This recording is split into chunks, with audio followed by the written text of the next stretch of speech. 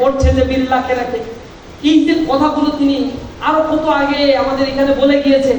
বিশ্বকে সে যেভাবে কল্পনা করেছেন, তখন বিজ্ঞান এত উৎকর্ষতা সাধন করতে পারে না, কিন্তু সে স্বপ্ন দেখেছে। এই স্বপ্নগুলো তো পৃথিবীতে বাস্তবায়ন হচ্ছে।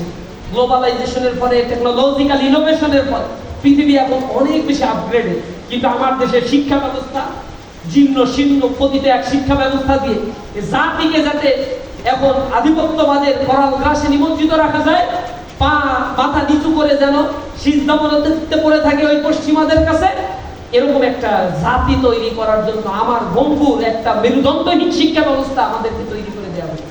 দুর্ভাগ্যজনক এই জাতি, অথচ এদেশের সম্পদ তিন দিকে, এদেশের একটি সমুদ্র, বিশাল সমুদ্র আছে, 750-র মতো নদী বিধৌত এই অঞ্চল।